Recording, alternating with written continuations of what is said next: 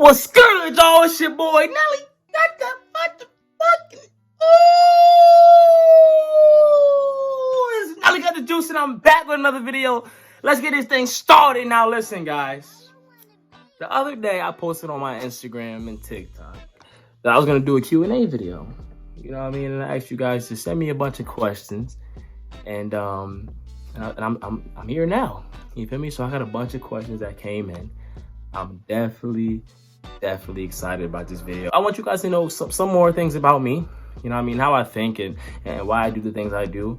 And this should be a fun video. This should be a real nice calm video, a little different than what I usually do. But hey, I'm trying to do it all, you feel me? So listen, I'm gonna get straight into it. But do me a favor, you know what I mean? Subscribe if you're new, drop a like, comment, show some love to the boy. And let's get it. All right, so the first question today from my Instagram was, what was the biggest lesson you've learned? I learned a lot of lessons so far in life, you know what I mean? Some good, some bad, but I don't really think there's a such thing as a bad lesson, but I learned some lessons in hard ways and some lessons in good ways. But hey, one lesson I learned, and this is something that 2020 taught me, is definitely cherish those around you, you know what I mean? Because you do not have an unlimited time with those people. 2020, we've seen so many people pass away, and it's so sad, and it's so shocking, because it's like you would never thought it would have been them. You know what I mean? You would never even fathom the thought of you not seeing one of your loved ones ever again, especially during this Black Lives Matter movement. You know what I mean? A lot of Black people are losing their lives for no reason, and it's sad. And I definitely try to appreciate my life and the position that I'm in, because not a lot of Black kids got to make it to my age. You know what I mean? Like, I'm 20 years old, I'm in college, I'm doing all right in life, but there's so many young Black kids who've had their life, not even kids, young Black men who've had their life taken from them for no reason at all. For no reason at all. And it's definitely scary for me growing up. You know what I mean? It's definitely scary to think about even wanting kids one day, but that's one thing I've learned, to just cherish the time that I have and cherish the people that I have around me, because you don't have forever. Nobody has forever. And that's that. So that's a great question. The next question I have is my favorite color. My favorite color is purple. You know what I mean? That's the easy question. You know what I mean? My favorite color, but yeah, I like purple. I mean, purple, red, black. I don't know. I'm not really too much into colors. I like to wear like neutral colors, but purple, yeah, I'm definitely a purple guy. I got the Lakers hat on, you know what I mean? Shout out Kobe, rest in peace. But yeah, I'm definitely a purple guy. All right, guys, so the next question that I was asked is, who do I go for advice? This is a tough one. I mean, it really depends on like what kind of advice I would say, because I feel like I go to my parents for a lot. Like, my parents are my rocks, and no matter what, through thick and thin, through anybody, they've always held it down for me. No matter what dumb shit I've done growing up, no matter what mistakes I make, they've always been there, you know what I mean, to guide me in the right direction. You know what I mean? Without them, I don't even know where the fuck I would be.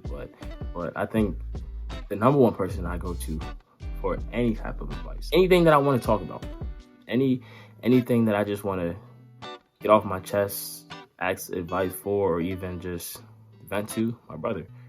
And my brother's been by my side since I was born. You know what I mean? What, it's been 20 years now. You know, my brother's 22 years old. By the way, I'm gonna say congratulations to my bro. He's a new father. You know what I mean? He just had twins, Kai and Kobe. You know what I mean? My niece and my nephew. It's a beautiful thing, but I definitely go to my brother for everything, because he never steers me wrong. And we have similar mindset. We both tend to think and do the right things. You know, we look at things from outside perspectives and have an open mind towards things, and not always so closed-minded. So I definitely go to my brother about a lot of things. That's also a really great question. The next question, what makes you emotional? If I'm gonna be completely honest, I don't really get too emotional. You know what I mean? Like, I think one thing that does bother me a lot, I overthink literally everything in my life, you know what I mean? And it's tough when you are put in certain situations where you can't see an outcome, that's when the overthinking just kills you. One thing I overthink about a lot is my life and where I'm going. I feel like at this age, nobody really knows like what they're gonna be doing 10 years from now, or how their life's gonna turn out. Every single day I think about it and I'm like, yo, like that's why I go so hard for everything I do. You know what I mean? Anything I do, I always try to give it 110%. Not try, I do. I give it 110%, whether that's class, sports, whether that's relationships, whether that's friendships, whether that's whatever. I try to always give people and situations 110%, because I never want to look back at something and be like, damn, I could have tried a little harder, or damn, I could have gave it a little more. You know what I mean? Like I can't live like that. Mamba mentality. I've been living like that for a very long time. Anybody who knows me can tell you that. But yeah, something that makes me emotional, I would think just me thinking about failing. You know what I mean? Me thinking about not reaching all my goals. That's something that bothers me a lot, because at the end of the day, I got high aspirations. I have very, very high goals for myself.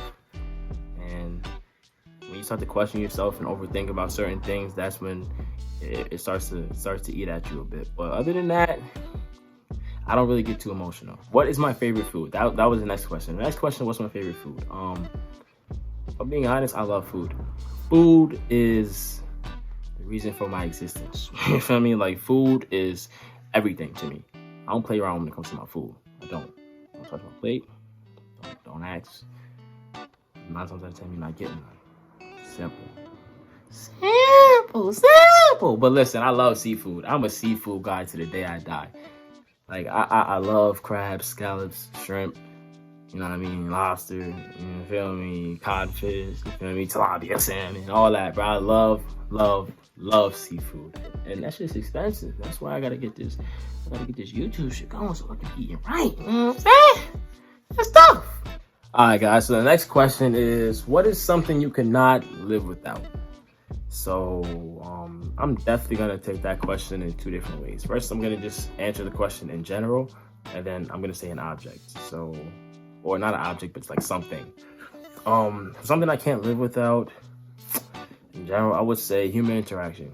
You know what I mean? And Corona definitely showed that. You know what I mean? Being in the house for that long, not being able to see anybody, not being able to hang out, you know what I mean, go out really much and do shit.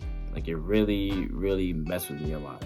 Like, it definitely put me in a mood that took a lot to get out of, you know what I mean? So my friendships, my relationships with my parents, relationships in general, or anything that has to do with people, like face-to-face contact or all that, like, that's something that I don't think I can live without, because that was very tough for me.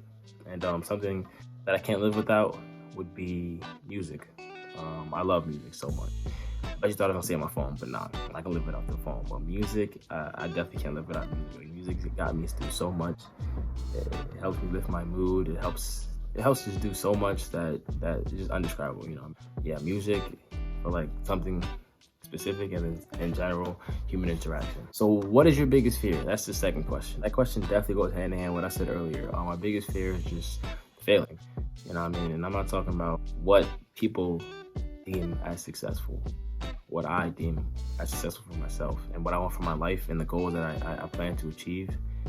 That's my biggest fear, not getting there. You know what I mean? Not reaching those goals, not being everything I want to be. I have a great vision for myself. I have so much that I want to do, so much that I just believe in myself too much, and it would break me to one day not reach those goals. I'm definitely excited for my future. I'm not rushing it at all, but I'm definitely excited, and I'm definitely ready to take on any role that I get put into, or any hurdle that comes my way. I'm definitely gonna give it 110%, like I said. So those are my aspirations. And how's life as a student athlete? That is a great question. It's up and down, I would say. It's hard. Like, it's not easy. Any student athlete could tell you that it's not easy. If you're a successful student athlete, if you're just doing sports, like, if you're just successful at one, then maybe it's not that hard to you. Like, you want to be successful at both a student and an athlete, it's definitely tough. It takes a lot of time management skills and a lot of discipline. You know what I mean? As a college student, there's been so many parties that I chose not to go to. There's been so many nights that I chose not to even go out, and just to sleep when I start realizing that, I need to get more sleep. Like, I'm tired as fuck. Like, I'm in an 8 a.m. class, tired as shit. I gotta go to practice at 4 or 5 o'clock in the morning and then go straight after class. And I went to bed at 1 o'clock that same morning.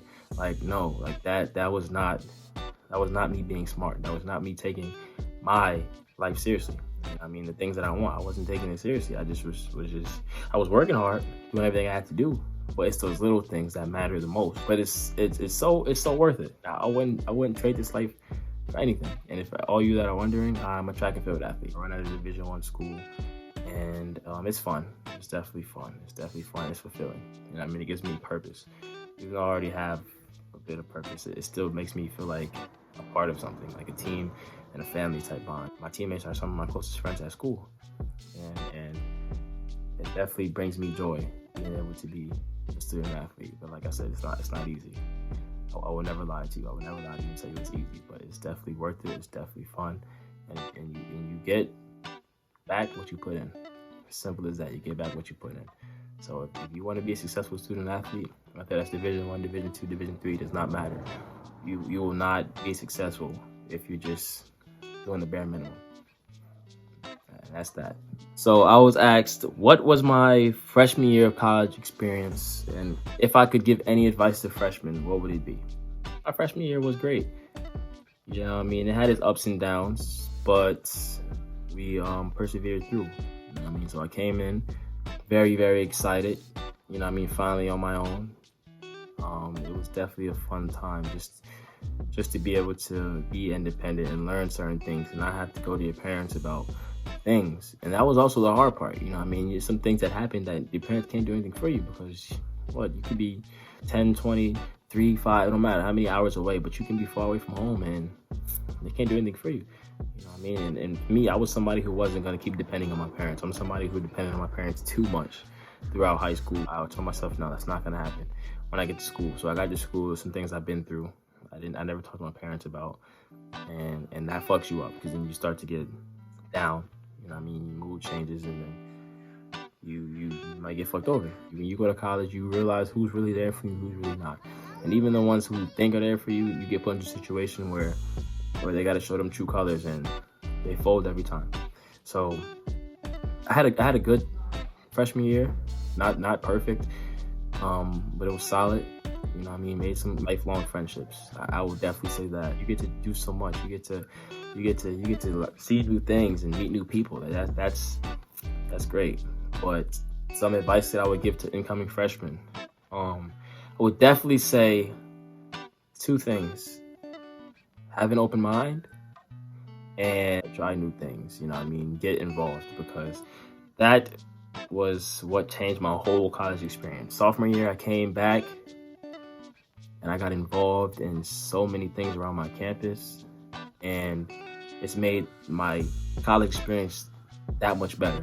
Now, you feel me? I feel like this is like the best time of my life right now, just because I got to meet so many different people. I got to network. I got to try a lot of things that I never thought I would have tried before coming to school. It helped me grow into a real mature young man, and it's actually helped me gain knowledge and the skills I'm gonna need to take that next step in life towards my goals.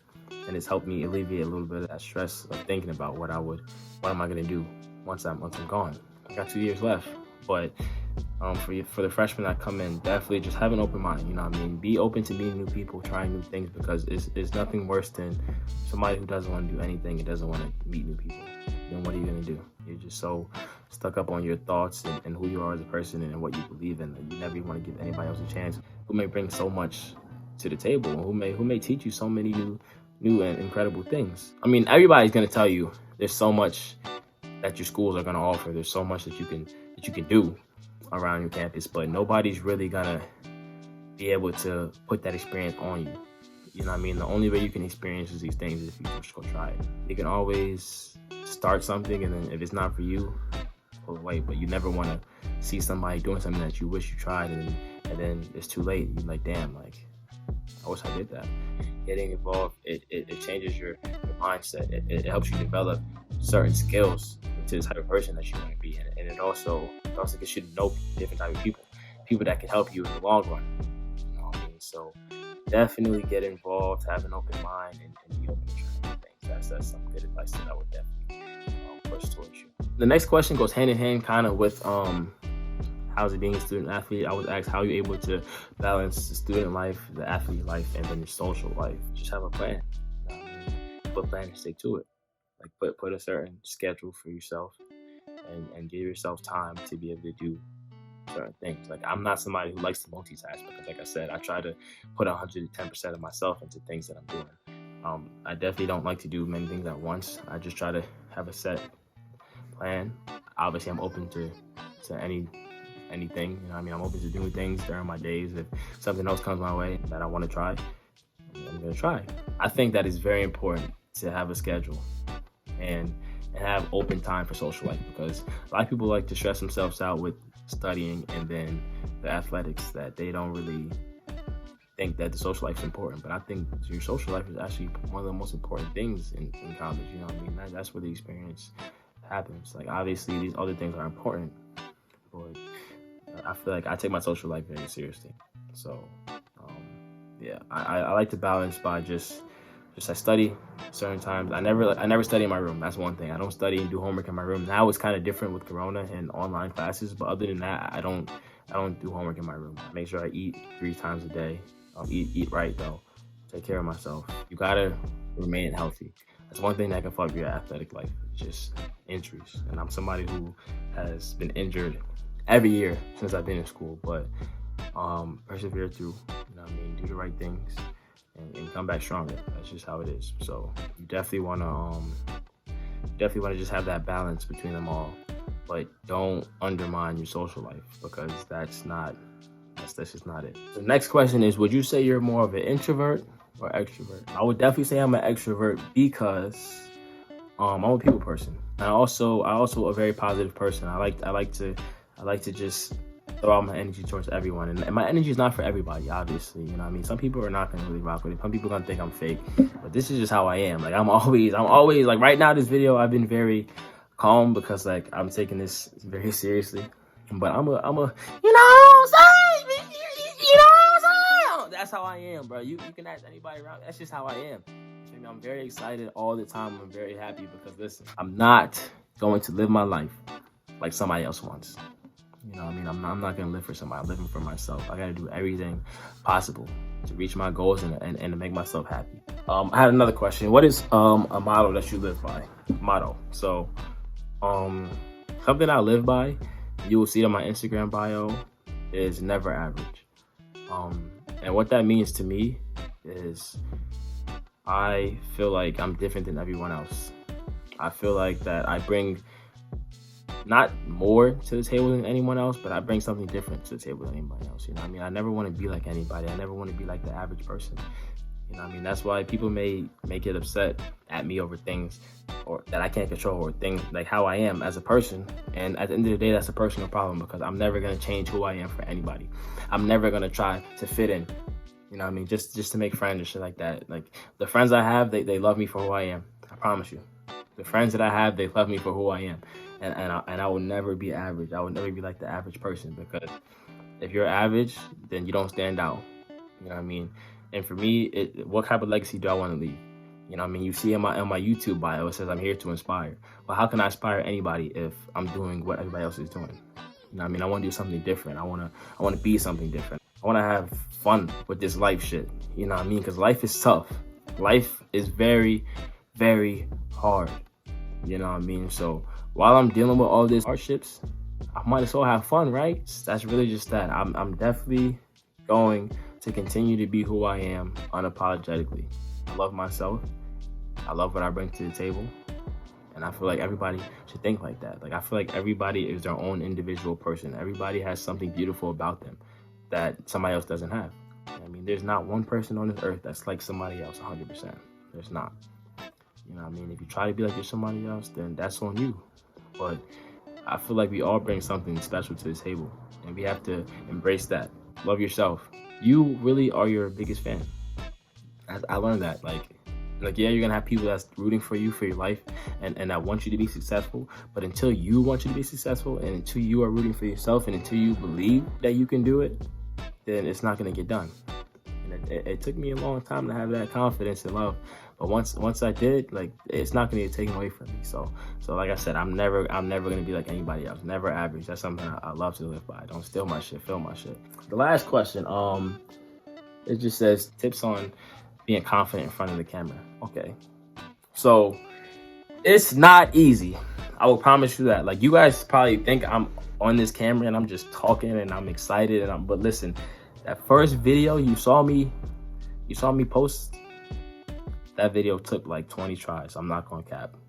It took like 20 tries, you feel me? I look at the little things that I'm like, yo, I could have done that differently. I could have done that. I'm like, so it's like, that's why, like, when I'm going through life, you do things and it's like, boom, it's done already. So as long as you know you gave it 110%, you can't look back at it and be like, damn, you know what I mean? So when you're looking back at yourself on camera, it's a little bit different, because then you get to critique the little things, you know what I mean? And you're gonna be thinking about this, oh, I should have said that different, I should do this. But no, you can't do that. You cannot do that, you know what I mean? Me, I'm somebody, I tell myself I'm gonna make this video first take, that's it. Like, I'm only gonna record one video and we're gonna go by that.